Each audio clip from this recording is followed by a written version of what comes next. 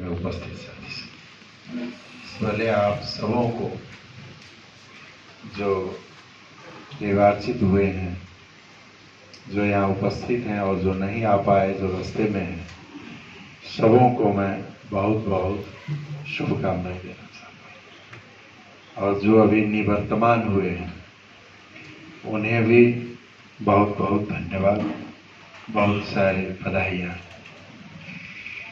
निश्चित रूप में मधेश, नेपाल में मधेशियों का जो अवस्था है, जो मधेश का अवस्था है, उससे अलग मधेसी कर्मचारियों का अवस्था कैसे हो सकता है। मधेश के साथ अभी भी एक उपनिवेश के तरह यहाँ के शासक लोग व्यवहार करते हैं, जिसे हम लोगों ने आंतरिक उपनिवेशवाद कहा है। शासन उस मधेश, वहाँ की सभ्यता, भाषा, संस्कृति, इतिहास अपना है और इन लोगों से अलग भी है। लेकिन वहाँ का अर्थव्यवस्था गैर मधेशियों के शासकों के हाथ में, वहाँ की शासन प्रशासन गैर मधेशियों के हाथ में, वहाँ का नीति निर्माता गैर मधेसी लोग, वहाँ का भाग्य बनाने वाला गैर मधेसी, वहाँ का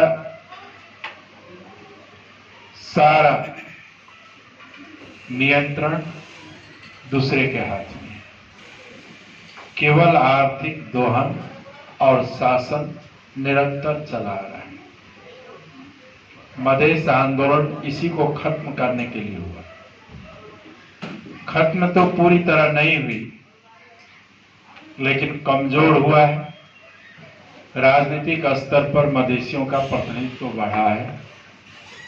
कर्मचारी तंत्र में थोड़ा बहुत मधेसी कोटा के मुताबिक आगे आया है, लेकिन अभी भी जो मधेसी कोटा के अलावा सीट है, वहां मधेसियों को तो घुमा फिरा करके प्रतिबंधी जैसा लगा है।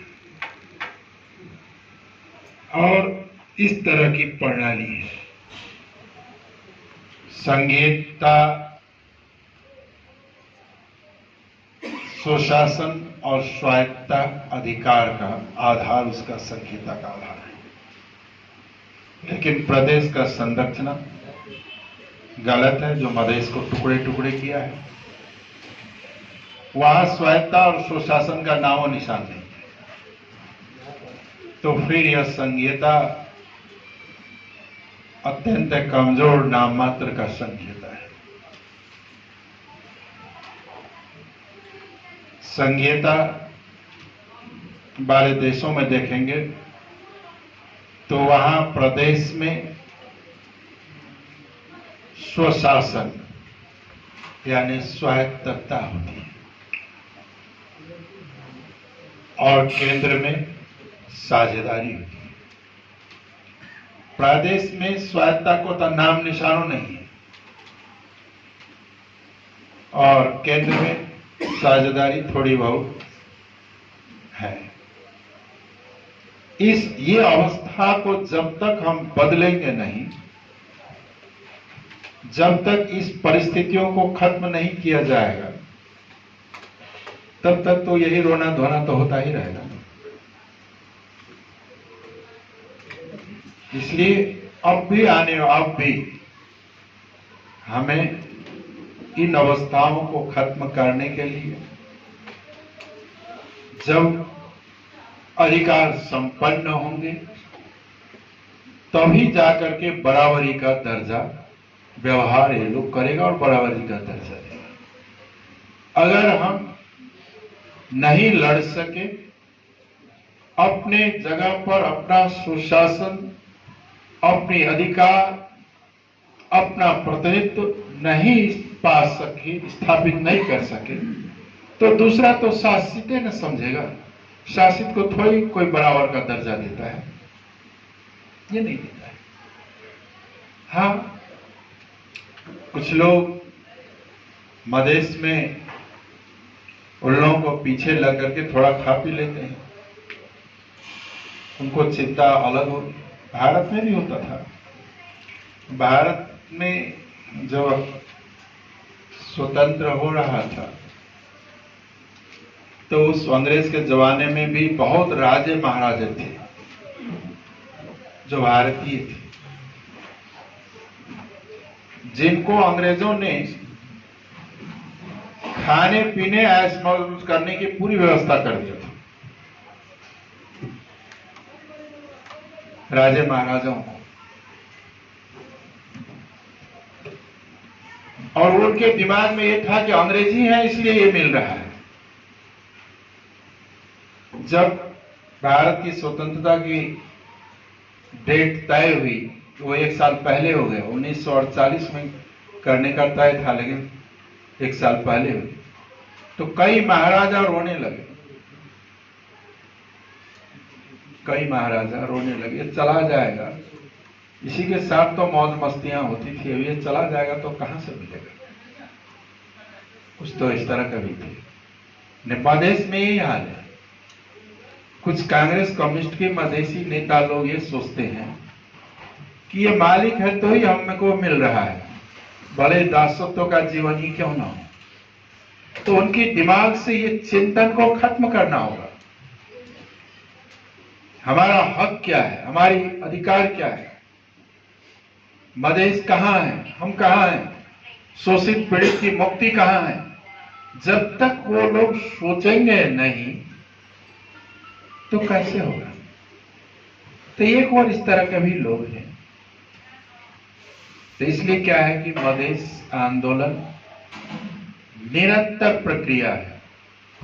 कुछ आंदोलन ने, मधेश आंदोलन ने ही आपको नेपाल को संघीय गणतंत्र बनाया। संघीय गणतंत्र, अगर मधेश आंदोलन जन विद्रोह नहीं हुआ रहता तो नेपाल संघीय गणतंत्र भी नहीं होता। माओवादी किस जो समझौता किया था, उन्होंने संघीय गणतंत्र सब छोड़ दिया था, उनका एजेंडा कभी नहीं रहा था। बाद में जब मधेश जन विद्रोह हुआ, उसे दबाने का कोशिश किया गया, दबाया भी। जब वो सफल आगे बढ़ गया तब झूठ मूठ से कहना ये तो हमारा भी एजेंडा था तो कर आंदोलन में आता ना, आंदोलन को दमन क्यों करने लगा। लाहौर में गोली किसने चलाई, माओवादियों ने क्यों चलाया। अगर तुम्हारा एजेंडा था तो उसके साथ होता कि उसको दबाता। और मधेश में सबसे ज्यादा दमन उन्होंने भी किया है मधेश आंदोलन के दौरान।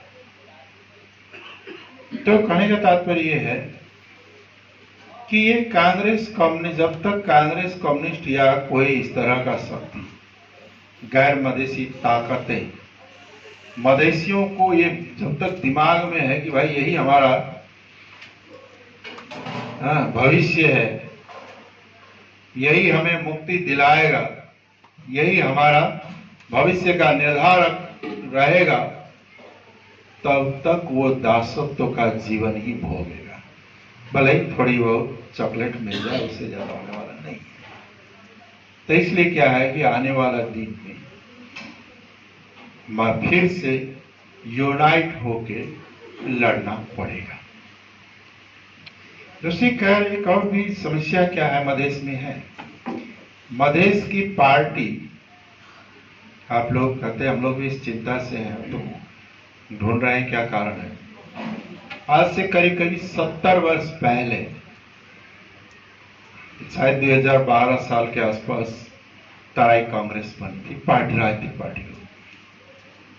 और आज तक 70 वर्ष तक कई पुस्ता आए और गए, सबने मधेश की पार्टियां बनाते रहे,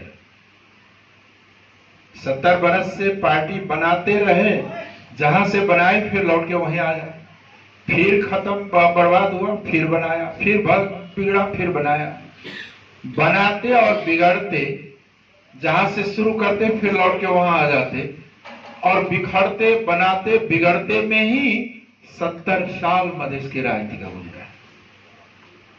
हम लोगों का दशा क्या हो गया? लूडो का खेल जैसा, बनाते बनाते मिलाते मिलाते बनाते बनाते चलो, और लूडो में होता है ना, सांप के मुंह में जब पड़ा एक के बार नीचा, फिर बनाते बनाते बनाते चलो, फिर उस सांप के मुंह में पड़ करके फिर नीचा।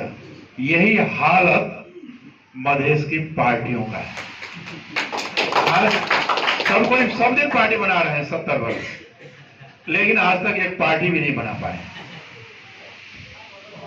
कुछ ग्रुप खड़ा कर लेते अलग बात है, लेकिन ऐसा क्यों होता है? कांग्रेस पार्टी एक बार बनी 2004 साल में, तो अभी तक चल रहा है ना, उठापटक तो वहां भी है ना। 2006 साल में कम्युनिस्ट पार्टी बनी, तो पार्टी अभी तक चल रहा है ना, है ना। लेकिन क्या कारण है कि मधेसियों का पार्टी हमेशा वो लूडो के सांप के मुंह में पड़ता है? थोड़ा बना बना बड़ा मुश्किल से ऊपर चढ़ते चढ़ते सीढ़ी पे गया, लूडो खेल में देखते सीढ़ी पर चढ़ते गया, अब धड़ाक से जाकर के फिर उसी सांप के मुंह में पड़ के फिर पहुंच में आ गया, फिर नीचे आ गया, फिर कोशिश किया, फिर नीचे आया। कई ने तो कोशिश करना भी छोड़ दिया, कई ने कोशिश करना भी छोड़ दिया। ये हालत क्यों है? क्या जब तक ये हालत रहेगा हम मधेसियों को मुक्ति नहीं दिला सकते? इसलिए समय आया है कि हम 70 साल का मूल्यांकन करें, अध्ययन करें, अनुसंधान करें, और कहां चूकते हैं खेल में, हमें से कहां कमजोरी होती है और कहां चूक जाते हैं, उसकी समीक्षा करें और कमजोरियों को दूर करके फिर से आगे बढ़ें, ताकि सांप के मुंह से गुजर कर अलग होकर के बाहर जाएं। तभी हम रियल में ताकतवर बन सकते हैं। भले ही हमें ये भ्रम हो कि हम बहुत बड़ी ताकतवर अकेले में हैं, है ना? तो ये ऐसा नहीं होता है। तो ये हमारी अवस्था रही है। आप लोग कर्मचारी लोग, प्रशासनिक अनुभव है, बहुत चीजों का अध्ययन है, इसलिए इसे भी चिंतन के रूप में लेना होगा। और आज भी आवश्यकता है, अगर मधेश के अधिकार के लिए लड़ना है, दूसरी रास्ता है नहीं, तो इकट्ठे होके ही लड़ना पड़ेगा। अलग अलग हम लोग भले ही डमरू बजा ले, लेकिन उपलब्धियां हम नहीं ला सकते। ये स्पष्ट है ना? इस चीज को हमें महसूस करना ही होगा और आगे बढ़ना। दूसरी है कि आज पहले जैसा अभी राजनीति नहीं, थोड़ी बदल चुकी है। आज एक ताकत है जो ये संघीय गणतंत्र को समाप्त कर दे, ये समावेशिता कोटा जो है इसको समाप्त करें। गणतंत्र, लोकतंत्र, संघीयता को समाप्त करने के लिए भी सड़क में आ रहे हैं। वो पुरानी ताकत जिसे आंदोलन विद्रोह ने विस्थापित कर दिया, फिर से इकट्ठे हो रहे हैं। एक ताकत, उसी का मौसेरा भाई सब है। वो ये है, देख रहा है कि इसको थोड़ा हवा दे दो और इसी बहाने संघीयता और समावेशिता को खत्म करो, वो या इससे आगे न बढ़ जाए, अपनी वर्चस्व को कैसे काम में रखे। उनको चिंता है कि मधेसी लोग इकट्ठे हो रहे हैं, सबसे बड़ी चिंता उनको। हम लोग उस दिन क्या ये घोषणा कर दी, उन लोगों को नींद भी नहीं लग रहा कि अब इसको कैसे तोड़ा जाएगा फिर से। उसके लिए वो लोग इकट्ठे होने लगे। लेकिन हम लोग अच्छी तरह से आपस में बोल भी नहीं पा रहे हैं। कैसे दुर्भाग्य है हम लोगों का। तो उनको चिंता है कि मधेसी मिल रहे हैं, आदिवासी जनजाति मिल रहे हैं, शोषित पीड़ित जनताएं मिल रही है, ओबीसी आ रहा है, और सब थारू सब भी यूनाइट होने की कोशिश में है। ये सबसे खतरा उनके लिए, ये दोनों भाइयों के लिए। एक जो गणतंत्र को खत्म करके संघीयता को खत्म करना चाहता है, दूसरा भाई है कि गणतंत्र को तो ठीक है लेकिन संघीयता और सब जो समावेशिता है ये बड़ा खराब है, ये इसको खत्म करता है। दोनों में तात्विक अंतर क्या हुआ? दोनों में अंतर क्या हुआ? जहां तक रही राजशाही की बात, तो अभी भी 3 राजा तो है ही है, तीनों हम लोगों के लिए राजा से कम है। वहां देखिएगा तीनों के पार्टी में भी मधेसी नेता कार्यकर्ता और गैर मधेसी नेता कार्यकर्ता का बीच का संबंध कैसा है? क्या संबंध होता है? वो संबंध मास्टर और स्लेव का ही होता है, इक्वल नहीं होता है। भले ही कहीं कहीं बड़ा कूद फान करता हो मधेश में, यहां आने के बाद सब ऐसा हो जाता है। कांग्रेस कम्युनिस्टों में देखे हमने कि जैसे ढोड़िया होता है ना, फाई फुई करता है, लेकिन जब वो है नहीं गनगुआयर होता है, उसके आगे जब पड़ जाता है तो उसका शिथिल हो जाता है पूरा शरीर और वो निकल जाता है। ये हालत है। तो इसमें बदलाव जरूरी है। कहने का तो ये है कि ये बदलाव तभी संभव होगा जब मधेश के ताकतें पार्टियां है ना आपस में नहीं लड़ेंगे। तब हम लोगों की दुर्भाग्य है कि हम एक आपस में लड़ते हैं, एक दूसरे को कैसे खत्म करें यही सोचते हैं। और वो जो शासक है वो तमाशा देख करके थपड़ी बजाता है और हंसी उड़ाता है हम लोगों को देखकर। इस अवस्था को अब खत्म करना पड़ेगा, तभी हम लोग मधेश के लिए कर पाते। एक दूसरी है जो मैं कह रहा था कि मधेश के या देश के हित में संघीयता और गणतंत्र और समावेशिता ही है। संघीयता गणतंत्र करके ही लोकतंत्र भी होगा और हमारी पहचान और हमारी प्रतिनिधित्व और अधिकार को हम सुरक्षित कर पा सकते हैं। दूसरी